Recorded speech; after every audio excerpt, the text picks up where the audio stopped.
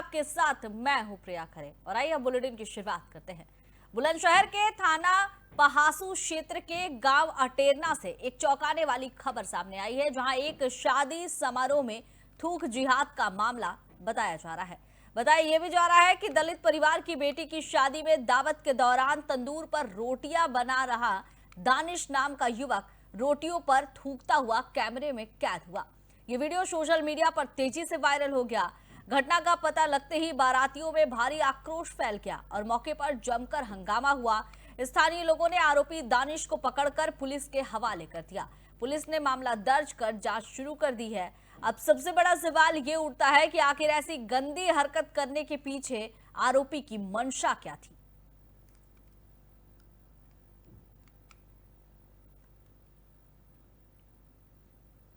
बिजनौर में कड़ाके की ठंड और घने कोहरे ने जनजीवन को बुरी तरह प्रभावित कर दिया है। सुबह से छाए घने कोहरे के चलते गलन बढ़ गई है और लोग घरों में कैद होने पर मजबूर हो रहे हैं। कोहरे की वजह से सड़कों पर वाहनों की रफ्तार भी ब्रेक लग रही है। ठंड से बचने के लिए लोग अलाव का सहारा ले रहे हैं और गर्म पदार्थ हैं उसका सेवन कर रहे हैं। ग्रामीणों का कहना है कि आने वाले दिनों में ठंड और ज्यादा बढ़ने की संभावना है। जनपद के कई क्षेत्रों में कोहरे की घनी चादर देखने को मिल रही है। मौसम विभाग ने भी अगले कुछ दिनों तक शीतलहर जारी रहने की चेतावनी दी है।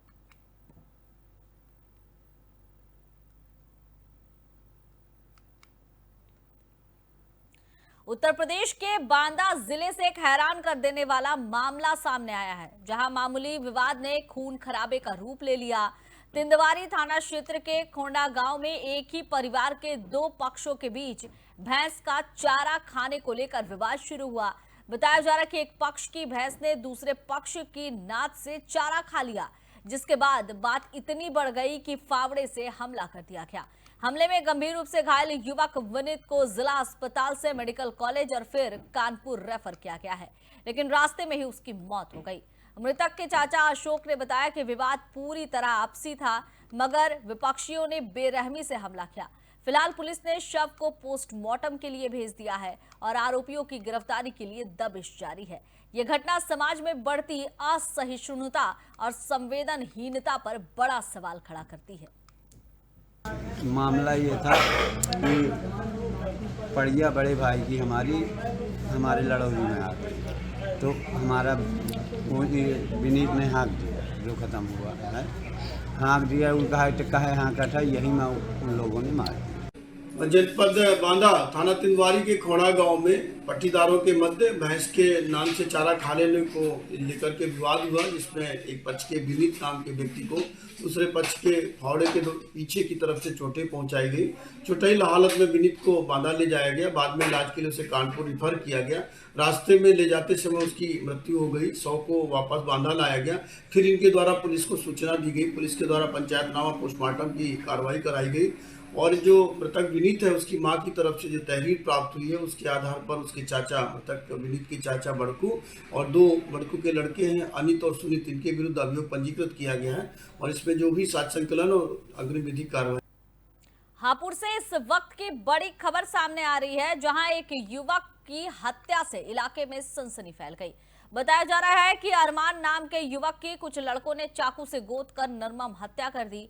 घायल अवस्था में उसे अस्पताल ले जाया गया, लेकिन इलाज के दौरान ही अरमान ने दम तोड़ दिया। युवक की मौत की खबर मिलते ही परिवार में कोहराम मच गया। परिजनों का रो रो कर बुरा हाल है। घटना को अंजाम देने वाले कई आरोपी मौके से फरार बताए जा रहे हैं। पूरा मामला हापुड़ देहात के गांव असौंडा का बताया जा रहा है, जहां पुलिस ने मौके पर पहुंचकर जांच शुरू कर दी है।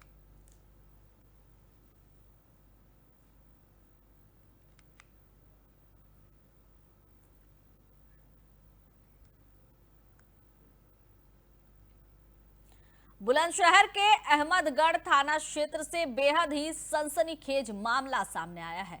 बताया जा रहा है कि जंगल में पूर्व प्रधान का शव पेड़ पर लटका मिला। इस मामले से गांव में दहशत फैल गई। इस सनसनी घटना की जानकारी मिलते ही अहमदगढ़ थाना पुलिस और फॉरेंसिक टीम मौके पर पहुंची।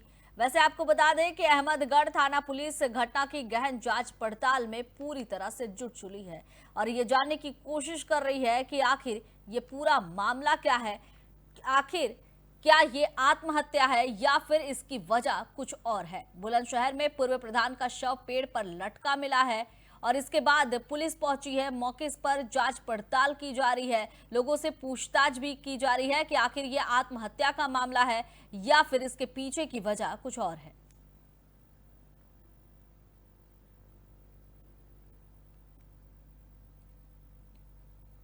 और बिजनौर से इस वक्त की बड़ी खबर सामने आ रही है, जहां एक विवाहिता की संदिग्ध परिस्थितियों में मौत हो गई है। जनपद के कोतवाली शहर क्षेत्र के साकेत कॉलोनी में 26 वर्षीय रितु का शव घर के अंदर मिला, जिसके बाद इलाके में हड़कंप मच गया। मृतका के परिजनों ने ससुराल पक्ष पर गला घोंटकर हत्या करने का गंभीर आरोप लगाया। उनका कहना है कि दहेज के लिए रितु को लगातार प्रताड़ित किया जा रहा था। रितु की शादी 4 साल पहले अंकित नाम के युवक से हुई थी। उसके 2 छोटे बच्चे भी हैं। घटना की जानकारी मिलते ही पुलिस मौके पर पहुंची और शव को कब्जे में लेकर पोस्टमार्टम के लिए भेज दिया। पुलिस का कहना है कि परिजनों की तहरीर और पोस्टमार्टम रिपोर्ट के आधार पर आगे की कार्रवाई की जाएगी। जी मारपीट करते देश के बारे में वो करते गए। कौन लोग करते थे? अंकित और उसकी बहन। ससुराल वाली लड़की? जी ससुराल की। अच्छा, आज क्या हुआ फिर? सब फांसी दे कमाल दिया। अब क्या चाहते हैं आप? अब तो कार्रवाई करना चाहते हैं साहब। जी मारपीट करते देश के बारे में। लखीमपुर खीरी से इस वक्त की बड़ी खबर सामने आ रही है, जहां 4 महीने से ठप पड़ी पलिया की रेल सेवा आखिरकार दोबारा शुरू हो गई है। पलिया क्षेत्र में बाढ़ के कारण रेलवे पटरी का कटान हो गया था और इसकी वजह से लंबे समय से रेल संचालन बंद था। ट्रेन सेवा बंद होने से स्थानीय लोगों का व्यापार पर गहरा असर पड़ा था और दुधवा नेशनल पार्क आने वाले सैलानियों का आवागमन भी पूरी तरह से रुक चला था। इस बीच भाजपा के पूर्व केंद्रीय गृह राज्य मंत्री अजय मिश्रा टेनी और पलिया विधायक रोमी साहनी के प्रयासों से रेलवे सेवा फिर से पटरी पर लौट आई है। दोनों नेताओं ने रेल मंत्री को पत्र लिखकर जल्द ही संचालन की मांग उठाई थी। उनके आश्वासन के बाद 25 दिन के भीतर ट्रेन सेवा शुरू होने से नगरवासियों में खुशी की लहर दौड़ पड़ी है। लोगों ने मंत्री और विधायक का आभार व्यक्त किया है और पलिया रेलवे स्टेशन पर खुशी का इजहार किया है। आज 4 तारीख बताई गई थी कि रेलवे ट्रेन चलने वाली है।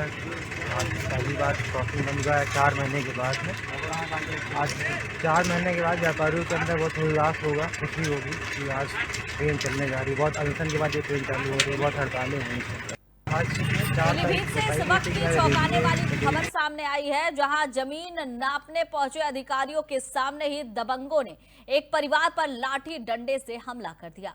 वायरल वीडियो में साफ दिख रहा है कि मजिस्ट्रेट की गाड़ी के ठीक आगे मारपीट हो रही है, लेकिन रोकने के बजाय अधिकारी मौके से गाड़ी दौड़ाकर भाग निकले। बताया जा रहा है कि सदर कोतवाली क्षेत्र के अफसर खान ने प्रॉपर्टी डीलर शकील खान उर्फ विकी लॉटरी पर जमीन हड़पने का आरोप लगाया था। नापजोक के दौरान शकील अपने गुंडों के साथ पहुंचा और हमला कर दिया, जिसमें अफसर गंभीर रूप से घायल हो गए। वीडियो में अधिकारियों की मौजूदगी में लाठियां चलती नजर आ रही है। वहीं एसडीएम श्रद्धा सिंह का कहना है कि झगड़ा अधिकारियों के जाने के बाद हुआ, लेकिन वीडियो तो कुछ और ही कहानी बयां कर रहा है। फिलहाल घायल अफसर खान अस्पताल में जिंदगी की जंग लड़ रहे हैं और पुलिस मामले की जांच में जुटी है।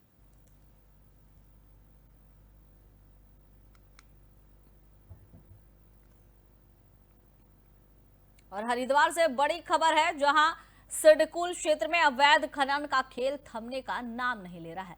ताजा मामला तब उजागर हुआ जब एक ऑडियो वायरल हुआ, जिसमें खनन माफिया जेसीबी लगाकर रात के अंधेरे में खनन करने की बात कर रहे हैं। इस वायरल ऑडियो ने खनन विभाग और पुलिस की कार्यप्रणाली पर भी गंभीर सवाल खड़े कर दिए।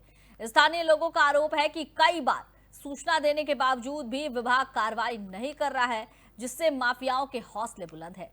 रात के समय ट्रकों में खनिज पदार्थ की अवैध निकासी जारी है। प्रशासन पर अब दबाव है कि ऑडियो के सामने आने के बाद अवैध खनन पर जल्द लगाम लगाए। इस मामले ने सिडकुल क्षेत्र में कानून व्यवस्था और खनन विभाग की जवाबदेही पर चिंता बढ़ा दी है।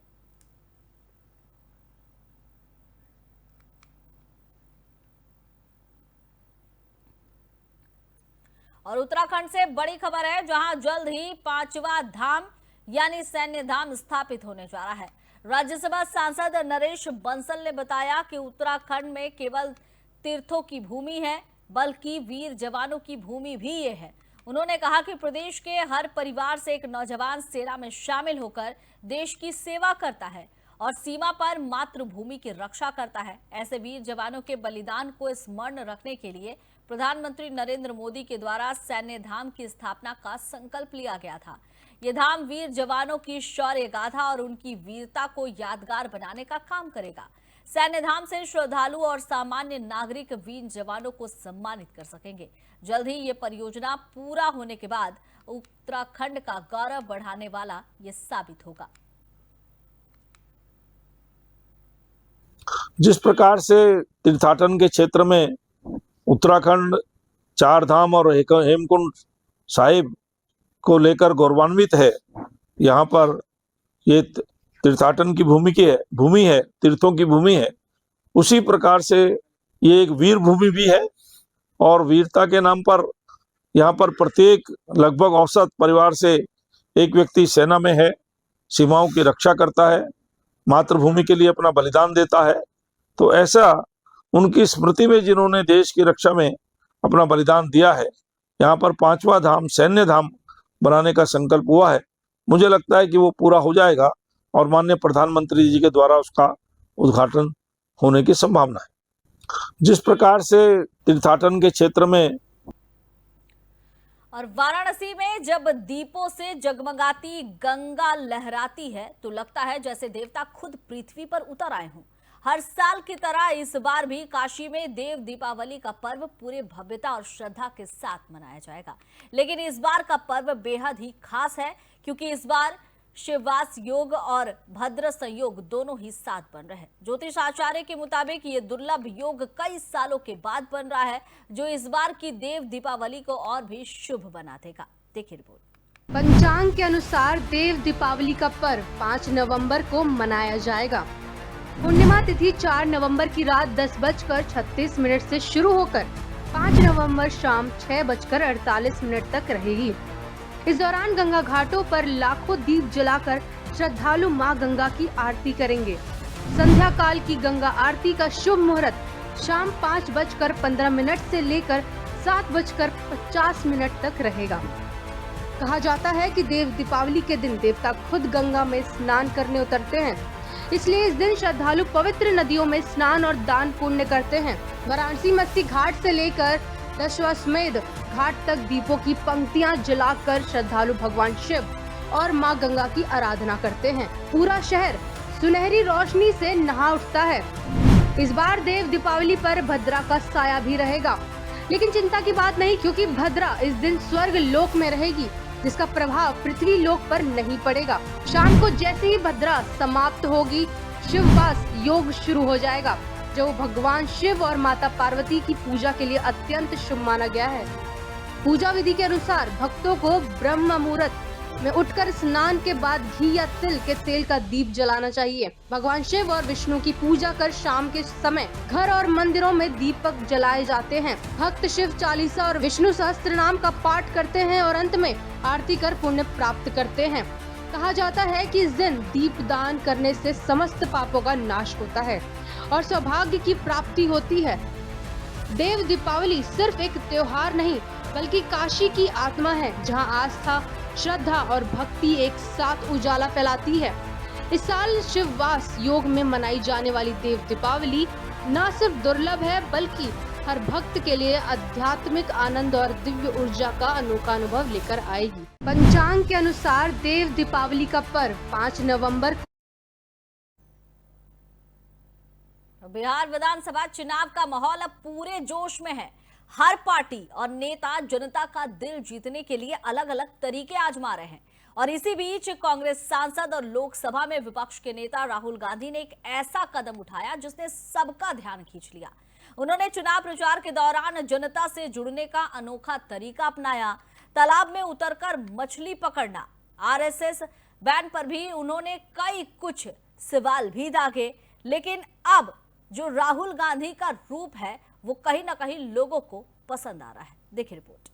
बिहार विधानसभा चुनाव का माहौल अब पूरे जोश में है। हर पार्टी और नेता जनता का दिल जीतने के लिए अलग अलग तरीके आजमा रहे हैं और इस बीच कांग्रेस सांसद और लोकसभा में विपक्ष के नेता राहुल गांधी ने एक ऐसा कदम उठाया जिसने सबका ध्यान अपनी तरफ खींच लिया। उन्होंने चुनाव प्रचार के दौरान जनता से जुड़ने का अनोखा तरीका अपनाया, तालाब में उतरकर मछली पकड़ना। दरअसल 2 नवंबर 2025 को राहुल गांधी बिहार के बेगूसराय जिले में प्रचार के लिए पहुंचे। उनके साथ विकासशील इंसान पार्टी यानी वीआईपी के प्रमुख और महागठबंधन के उप मुख्यमंत्री पद के उम्मीदवार मुकेश सहनी और कांग्रेस नेता कन्हैया कुमार भी मौजूद थे। तीनों नेताओं ने स्थानीय लोगों के साथ तालाब की छलांग लगाई और मछली पकड़ने में हिस्सा लिया। जब राहुल गांधी तालाब में उतरे तो आसपास के मौजूद लोगों ने जोश भर के नारे लगाए, राहुल गांधी जिंदाबाद, कांग्रेस पार्टी जिंदाबाद, आपका नेता कैसा हो, राहुल गांधी जैसा हो। ये नजारा लोगों के बीच काफी चर्चा का विषय बन गया। बिहार विधानसभा चुनाव 2 चरणों में होने जा रहा है। पहला चरण 6 नवंबर 2025 को होगा, जबकि दूसरा चरण 11 नवंबर को आयोजित किया जाएगा। नतीजे 14 नवंबर को घोषित किए जाएंगे। इन तारीखों के नजदीक आते ही सभी दलों ने प्रचार तेज कर दिया है। एक और सत्तारूढ़ राष्ट्रीय जनतांत्रिक गठबंधन यानी एनडीए अपनी उपलब्धियां गिना रहा है, तो दूसरी ओर विपक्षी महागठबंधन जनता से बदलाव की अपील कर रही है। हर पार्टी अपने प्रत्याशियों को जिताने के लिए पूरा जोर लगा रही है। राहुल गांधी का ये मछली पकड़ने वाला प्रचार भले ही मजाकिया लगे, लेकिन इससे ये साफ होता है कि इस बार चुनावी जंग में नेता जनता के बीच पहुंचने के लिए किसी भी हद तक जाने को तैयार हैं। अब देखना दिलचस्प होगा कि क्या ये तालाब राजनीति वोटों में कितनी लहर पैदा करती है। बिहार विधानसभा चुनाव का माहौल अब पूरे जोश में है। हर पार्टी और नेता जनता का दिल जीतने के लिए